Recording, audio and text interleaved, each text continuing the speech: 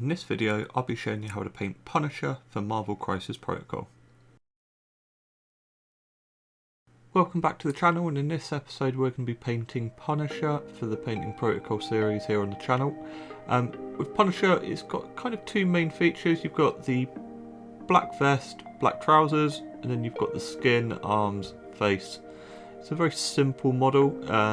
Black can be quite hard to paint, but we're just going to start it off with a colour of just whichever your favourite black base coat is. I'm using Vallejo Black just because it's easy, and basically you just want to go over this whole area. If you can try and leave the skull as you the skull design in the middle, and just leave that your priming colour. If you do get it on there, it's not that much of a problem, but because we are going to white, it's easier to try and go to white from a lighter colour than it is up to black. So just kind of go around, you want to kind of go all the way up.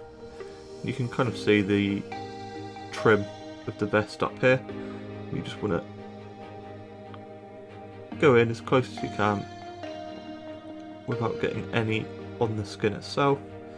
If you do, you can tidy it up with Vallejo German Camo Beige if you're using a khaki undercoat, or a the Vallejo, the Army Painter Bone Spray. But yeah, you just want to go around, tidy all of this up. You want to do all of this vest. Again, trying to miss this skull, and then for the trousers and all the pouches, everything like that, just do it all in black. To go all the way down. Weapon as well, you want to do in black. Of course, the hand that's holding it, try and not get any on. But you just want to go all the way around, all the way down. So we'll do all of that in black, and we'll be back for the next step. And now with the black done, you can see Punisher is taking shape, and he is probably one of the easiest characters to paint in this. Now, I forgot to mention, I did the boots in black and the hair in black as well, just to make sure it's all in the same colour. And what we're going to do before we start doing the skin, we're going to be highlighting this black, and we're not going to be doing too much for it because with Punisher he does have quite a pure black outfit. So what we're going to be using is Mechanicus Standard Grey, and we're just going to be doing this as a highlight on the very top part. So things like the belt, you just want to be going in on the edges. Things like the kneecaps, you just want to tidy it up, and obviously if you do mess it up, then you can go in back again with the black. Now you want to do top bits on here, you can see the kind of creases that are in there. You're just doing little bits of highlights that when we wash it down again with a Nuln Oil, they'll kind of darken down quite a lot, and they'll just give that extra bit of shade. Now things like here in the corners, didn't really need to do a lot of this, but just giving it an extra bit of definition.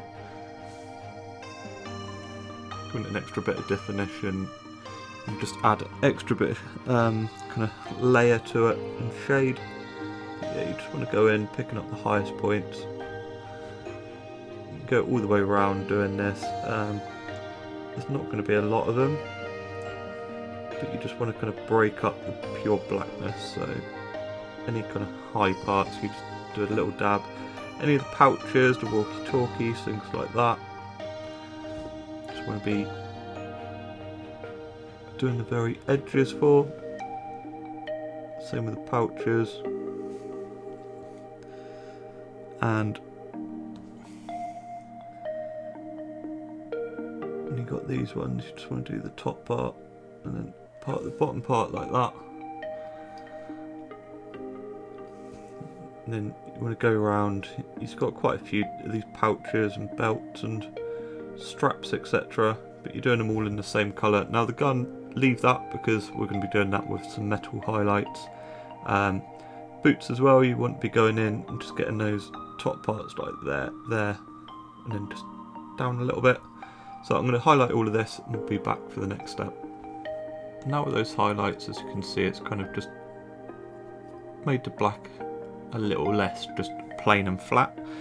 But what I'm going to do was use a Nuln Oil wash, and this is just going to kind of blend in the black and the Mechanicus standard grey a little bit, and just give it a bit more of a darker look and not just a very kind of obvious black and grey highlight. Now, you might like the look of it and you might want to just do that, and that's not a problem, and just keep it as it is.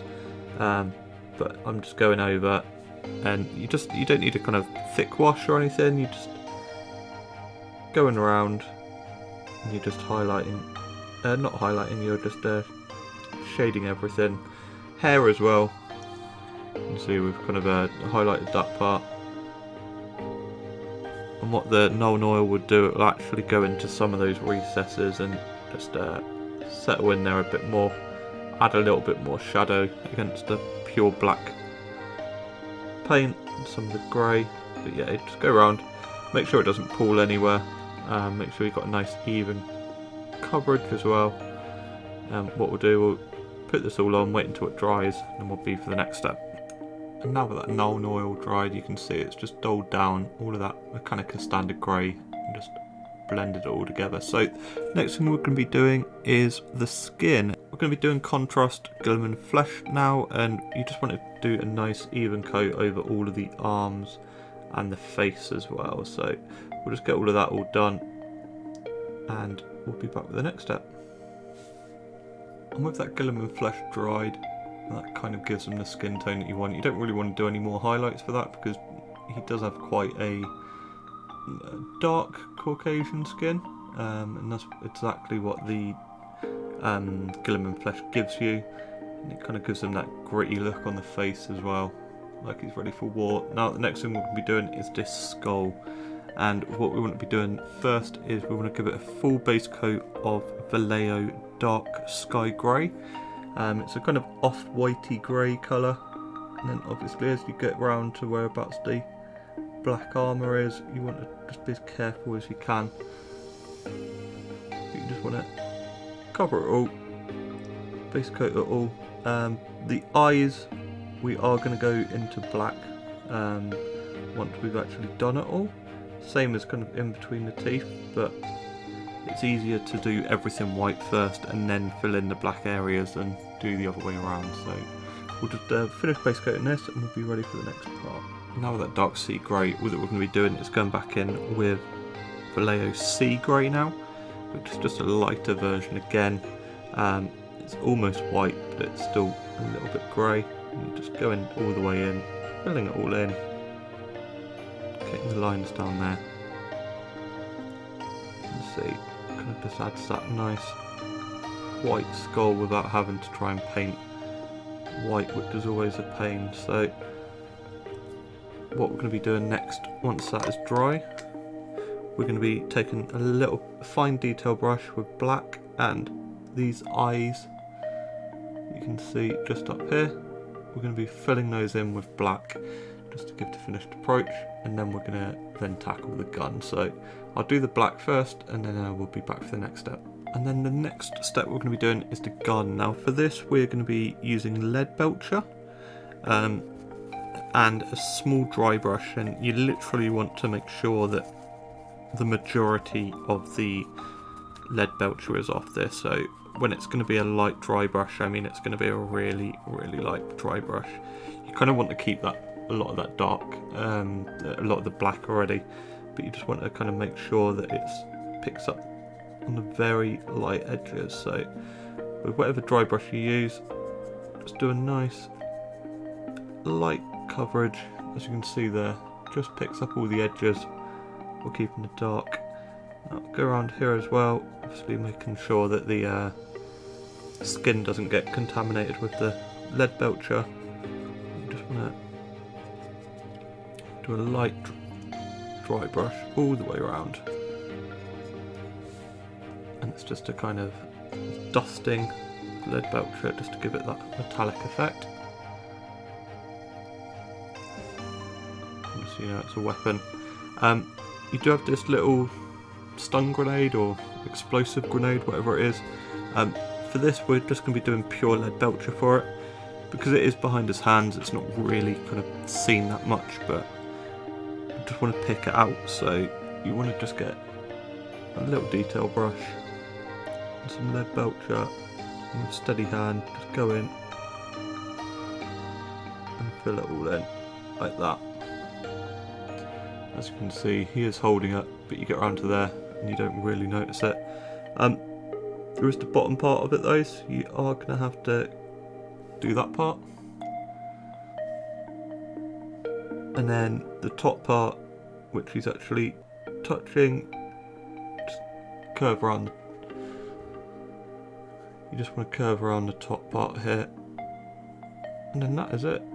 And with that explosive device on the side done on his other hand, you've just got these two little wristbands here to do, and it's up to you what colour you do them. You could do them like a khaki colour as kind of like wrist taping. For me, I'm going to be doing them in Ashen Grey. It's just a kind of very dark grey, not black, but yeah, just a very dark grey. You can just go around with a thin detail brush and just fill them in like so. You have to do both sides, don't forget.